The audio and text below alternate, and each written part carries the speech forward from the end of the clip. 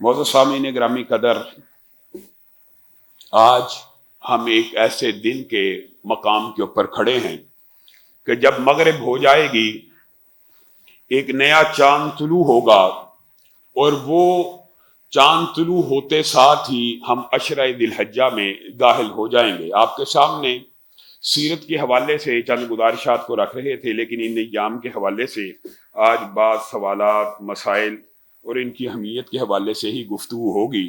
انشاءاللہ پرسوں خادم حرمین شریفین کی دعوت پہ حج پہ روانگی ہے، تو پیچھے سے انشاءاللہ عید کی نماز پوتا شیخ القرآن مولانا نعیم الرحمن شیخو پوری حافظہ اللہ ادا کروائیں گے۔ آج مغرب کے بعد جن ایام میں مجھے اور آپ کو اللہ رب العزت ایک مرتبہ پھر داخلے کا موقع دے رہا ہے، اس کے بارے میں اگر قرآن سے انالیسس کیا جائے تو والفجر ولیال عشر والشفع والوتر، یہ جو یکم ذی الحجہ کی فجر ہے، اللہ رب العزت نے اس کی قسم قرآن پاک میں کھائی ہے، اور ولیال عشر، ان 10 راتوں کی بھی اللہ رب العزت نے قرآن پاک میں قسم کھائی ہے۔ پھر والشفع والوتر کی قسم بھی کھائی ہے، یوم عرفہ کی اور یوم نحر کی۔ اور تمام احادیث کو اگر جمع کیا جائے تو اس میں کوئی مبالغہ نہیں ہے، اور یہ بدقسمتی ہے صرف بر صغیر کے مسلمانوں کی، لیکن اللہ کا بعض مقامات پہ شکر بھی ہے کہ کم از کم بر صغیر کے مسلمانوں کو رمضان کی اہمیت کا اندازہ ہو گیا۔ پہلے یہاں پہ شب برات، جمعراتوں کی اور عرسوں کی اور میلادوں کی اور اپنے اپنے مخصوص رجب کے کنڈوں کی اور مختلف ایام کی اہمیت کو اجاگر کیا جاتا تھا۔ رمضان پسے پشت ڈال دیا گیا، لیکن اللہ کے فضل و کرم سے تعلیم عام ہوئی، رمضان کی قدر و منزلت لوگوں کے دماغ میں آئی۔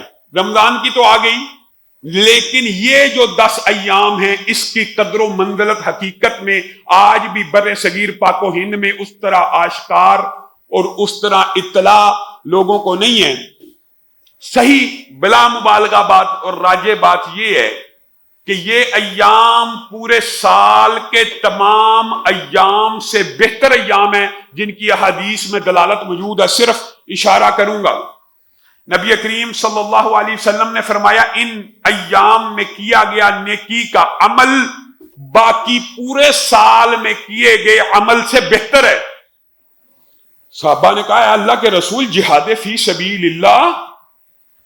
رسول اللہ نے کہا ہاں، جہاد فی سبیل اللہ سے بھی بہتر ہے، مگر کوئی جہاد کرنے والا اپنی جان لے کے نکلے، اپنا مال لے کے نکلے، صرف جان نہیں اپنا مال لے کے نکلے اور واپس آئے، نہ جان باقی ہو نہ مال باقی ہو، اس کا اجر بہرحال اس میں کی گئی نیکی سے بڑا ہوگا۔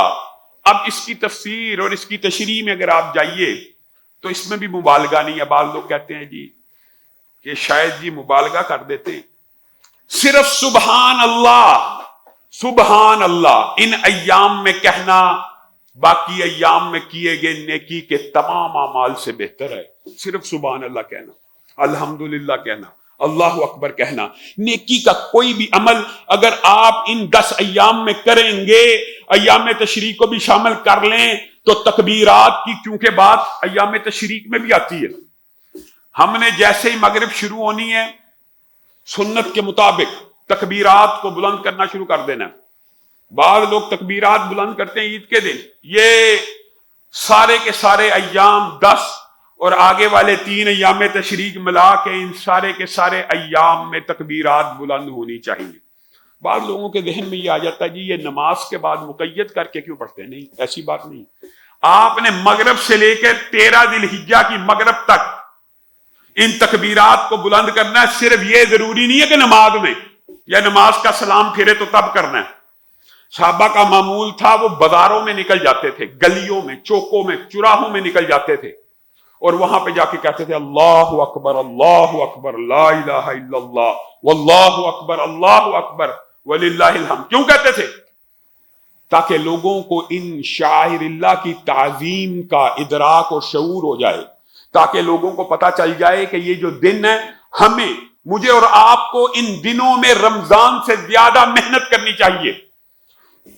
جب قرآن و سنت سے حدیث سے یہ بات ثابت ہو گئی کہ یہ ایام باقی سال کے ہر ایام سے بہتر ہے، تو محدثین نے بہرحال کوئی اشکال یا شبہ چھوڑا نہیں ہے. انہوں نے کہا اس سے مراد یہ ہے کہ رمضان تو اللہ رب العزت نے سب سے افضل مہینہ بنایا ہے، لیکن جو عشرہ سب سے افضل ہے وہ یہ ہے. بعد نے یہ توجیہ کی، اور بعد نے یہ توجیہ کی کہ رمضان کی فضائل کی جتنی حدیثیں ہیں ٹھیک ہے، لیکن رمضان کے دن بھی ان دنوں کی عظمت کا مقابلہ نہیں کر سکتے. ہاں رمضان کی راتیں ان دنوں کی راتوں سے بہتر ہیں. وہ بھی کون سی؟ تاک راتیں. وہ بھی صرف تاک راتیں، اور وہ بھی صرف کس کی وجہ سے؟ لیلۃ القدر کی وجہ سے، کیونکہ وہ 1000 مہینے سے بہتر ہے. تو صرف ان ایام میں، اور بعض محدثین نے تو ایک عجیب و غریب بات بھی لکھی ہے کہ یہ 10 ایام واحد ایام ہیں جس میں اراکین اسلام 5 کے 5 بجا لائے جا سکتے، اور کسی ایام میں نہیں ہوتے. اب بندہ کوئی حج عمرے میں تو نہیں کر سکتا اراکین اسلام میں، تو اس میں تو وہ بھی بجا لایا جا سکتا ہے. باقی زکوٰۃ تو آپ اس میں بھی دیتے ہیں، صدقہ اس میں بھی دے سکتے ہیں، اس میں بھی دے سکتے ہیں. تو جمی جو افعال آپ رمضان میں محنت کر کے کیا کرتے تھے ان ایام میں کریں گے تو ان ایام میں کرنے کا ثواب رمضان کے روزے کی حالت میں کیے گئے نیکی کے عمل سے بہتر ہے. ہاں البتہ رمضان کی راتیں قیام کی وجہ سے، قرآن کے نزول کی وجہ سے، تاک راتوں کی وجہ سے اس سے برتری لے گئی، لیکن اس کا مطلب یہ نہیں ہے کہ ان راتوں میں کرنا ہی کچھ نہیں. ان راتوں کا بھی آپ نے شیڈول بنانا ہے. یہ ایام بھی اللہ کے ذکر کی طرف، یہ بنیادی طور پہ اسلام کا ایک مزاج ہے. ایک سال گزر جاتا ہے، انسان، آپ کو پتا ہے انسان بعض لوگوں کا نسیان سے بھول، اللہ کو بھی بھولنے کی یعنی غفلت میں مبتلا ہو جاتا ہے. 5 وقت کی نماز اسی لیے، یہ اصل میں اسلام کا اگر آپ مزاج سمجھیں تو ہر روز 5 وقت کی حاضری کیوں ہے؟ اگر ایک بندہ اللہ پہ یقین لیا یا اللہ کے اوپر ایمان لیا یا رسول اللہ کو آخری نبی مان لیا تو پھر نماز کی حاجت اور ضرورت، ہاں اس لیے ہے کہ یہ ٹریننگ ہے. بار بار اللہ کے سامنے ماتھا رگڑنا، ناک رگڑنا، سجدے کرنا، رکوع کرنا، اللہ کی یاد سے غافل نہ ہونا. تو پھر یہ جب ایک سال گزر جاتا ہے دل سخت ہو جاتے، تو اللہ رب العزت رمضان کے مہینے میں مسلمانوں کے لیے آسانیاں پیدا کرتے ہیں، شیاطین قید ہو جاتے ہیں، مسلمانوں کے لیے عبادات کو آسان کر دیا جاتا ہے. پھر انسان لہو و لعب میں مبتلا ہوتا ہے. تو یہ عشرہ ذی الحجہ انسان کو پھر ایک ٹریننگ کے فیز سے گزارتا ہے. لیکن دکھ ہے، پھر یہ دکھ کی بات ہے، ہم میں سے ان ایام کو رمضان کی طرح گزارنے کے لیے کتنے پاکستانی تیار ہیں، کتنے بر صغیر کے مسلمان تیار ہیں، یا کن لوگوں نے تیاریاں کی ہوتی ہیں.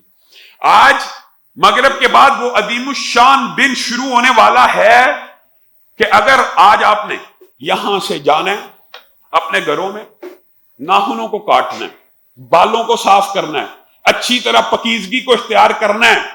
جس نے بھی قربانی کا ارادہ کیا ہے وہ بھی یہ عمل کرے، اور جس نے قربانی نہیں کرنی، جیب اجازت نہیں دیتی، وہ بھی یہ کام کرے. اس کا فائدہ کیا ہے؟ رسول اللہ صلی اللہ علیہ وسلم نے فرمایا، دیکھیں یہ اللہ تعالیٰ ان ایام کو کتنا پسند کرتا ہے کہ یہاں پہ آپ ان ایام سے پہلے ناخن بال وغیرہ کاٹ کے، اگر قربانی کے دن جب مسلمان اپنے جانوروں کی گردنوں پہ چھری کو پھیرے ہوں، آپ اپنی مونچھوں کے اوپر کینچی کو چلا لیں، آپ اپنے ناخنوں کو کاٹ لیں، تو آپ کو بھی پوری کی پوری قربانی کا اجر و ثواب مل جائے گا، اگرچہ آپ نے نہیں کی. اور ایک صحابی کا جو فتویٰ ہے وہ تو یہ ہے کہ جس نے قربانی نہیں بھی کی اور نہیں بھی کرنی، وہ بھی قربانی کے دن اپنے ناخنوں اور بالوں کو کاٹ لے، انشاءاللہ وہ بھی اجر و ثواب میں شامل ہو جائے گا. قربانی کرنے والے کو تو دوہرا اجر ملے گا، اور جس نے نہیں کرنی اس کو بھی اجر مل جائے گا. لیکن میں اور آپ ان ایام کی اہمیت سے، فضیلت سے غافل ہیں. یہ ایام وہ ایام ہے کہ ان کو اگر آپ انگلش محاورے میں کہیں تو ان کو سیلیبریٹ کرنے کے لیے اور ان کی تیاری کے لیے اور ان کو صحیح معنوں میں اویل کرنے کے لیے اور ان کے وقت سے فائدہ اٹھانے کے لیے پراپر ایک پلاننگ کی، شیڈول کی ضرورت ہے. جس طرح رمضان میں آپ کے سامنے شیڈول بناتے ہیں، اسی طرح ان ایام میں وہ آج بھی فلیکس لگا رمضان میں کیے جانے والے اعمال کے حوالے سے. آپ ان 10 ایام میں بھی وہ سارے کے سارے اعمال کریں. آپ اندازہ یہ کریں کہ ان ایام میں ایک روزہ 9 ذی الحجہ کا، حاجی نے تو عرفات میں ہونا، آپ تو نہیں ہیں عرفات میں۔ اور ویسے بھی یہاں پہ ایک بات یہ بھی سمجھنے کی ضرورت ہے، بعض لوگ یہ سمجھتے ہیں کہ یوم عرفہ سے مراد وہ دن ہے جب حاجی وہاں عرفات میں ہوں۔ اسلام دین فطرت ہے۔ آج اگر ذرائع ابلاغ اتنے مضبوط اور مستحکم ہو گئے ہیں کہ ہمیں یہاں پہ 8 ذی الحجہ ہوتی ہے اور سعودیہ میں بعض اوقات 9 ذی الحجہ ہوتی ہے، وہ یوم عرفات کا ہمیں پتہ لگ جاتا ہے، لیکن کیا زمانہ ماضی میں ایسا معاملہ تھا؟ 1400 سال 1300 سال یہ ابلاغ کا سسٹم تھا، تو ہر بندہ 9 ذی الحجہ کا روزہ رکھتا تھا۔ تو آج یہ اشکال پیدا کرنا جی 8 کا بھی رکھ لیں، شک کی وجہ ہے، یہ بات درست نہیں ہے۔ 9 ذی الحجہ کا روزہ رکھیں تو اللہ رب العزت 2 سال کے گناہ معاف فرما دیتے ہیں ایک روزے سے۔ اتنے افضل ایام ہیں، صرف روزہ رکھنے سے 2 سال کے گناہ معاف ہو جاتے ہیں۔ تو میں اور آپ اگر ان ایام میں بھی اپنے رب کو راضی نہ کر سکے تو یہ ہماری بدقسمتی کی بات ہے، اور اپنے اوپر کفیات کو طاری کرنا چاہیے۔ یہ بات بھی یاد رکھیں، عبادات اول عادات ہوتی ہیں، یہ بات ذہن میں رکھیں۔ بعض بچوں کو جب انسان نماز کی ترغیب اور تربیت کر رہا ہوتا ہے، دلانا تو اللہ سے ہی چاہیے، اور ان کو بتانا چاہیے کہ اللہ سے دعا کی جائے، اللہ سے مانگا جائے، کھلونا بھی اللہ سے مانگو، اللہ دیتا ہے، دل میں یہ باتیں ڈالنی چاہیے۔ لیکن تربیت کے باب میں رسول اللہ صلی اللہ علیہ وسلم نے یہ باتیں علمی طور پر سمجھانی چاہیے، یہ نہیں مد نظر رکھا، نہ اسلام کا یہ مزاج ہے۔ تربیت کے میدان میں ان کو نماز پڑھانی ہے، چاہے وہ عادت بن کے پڑھی جائے۔ ہر عبادت اول عادت ہوتی ہے، اور وہ عادت جب عبادت میں کنورٹ ہو جاتی ہے پھر اس عبادت کا لطف آنا شروع ہو جاتا ہے۔ تو یہ کہنا یہ بھی ایک غلط العام ہے، لیکن بہرحال چونکہ اس میں ایک اچھائی کا پہلو ہے اس لیے ہم اس کو کنڈیم نہیں کرتے۔ یار یہ کیا نماز پڑھنے آتے ہو ایسے جیسے اللہ کو سبق سنانے آئے؟ ہاں یہ ہمارا عمومی مزاج ہے کہ سبق کی طرح نماز پڑھی جاتی ہے، نہ اس کے معنی کے اوپر نہ اس کے مفہوم کے اوپر، فرض کی ادائیگی کے طور پہ بندہ ادا کر کے چلا جاتا ہے، لیکن اس ادا کرنے سے انسان کا فرض ادا ہو جاتا ہے۔ وہ لطف عبادت کے اندر، وہ استغراق، وہ جو اللہ رب العزت سے گفتگو اور اللہ کے جوابات کو اس طرح محسوس کرنا، یا اللہ کو ایسے محسوس کرنا جیسے بندہ دیکھ رہا ہے، وہ کفیات اگر عادت ہی نہیں ہے تو پڑھے گی کیسے؟ ایک بندے کی عادت ہی نہیں نماز پڑھنے کی تو انسان اس کفیت تک کیسے پہنچے گا؟ تو اس کو بھی کنڈیم نہیں کرنا چاہیے۔ جو بندہ نماز پڑھنے آتا ہے اس کو اپریشیٹ کرنا چاہیے، ان بچوں کو ہر لحاظ سے، ہر طور طریقے کے اوپر۔ ہاں یہ ضرور کہہ دینا چاہیے یار نماز کا ترجمہ بھی سیکھ لو، جو کر رہے ہو، جو پڑھ رہے ہو، تو آپ نے ان 10 ایام کو اویل کرنا ہے عبادات کے اندر۔ جتنی عبادات آپ کر سکتے ہیں، مالی صدقہ ہو، زیادہ سے زیادہ ان ایام میں کرنا چاہیے۔ روزے رکھنے ہو زیادہ سے زیادہ رکھیں، ذکر کرنا ہو زیادہ سے زیادہ کریں، قرآن پڑھنا ہے، جو آپ نے ایک شیڈول بنانا ہے ان 10 ایام کا اور 13 ذی الحجہ تک کا بنائیں۔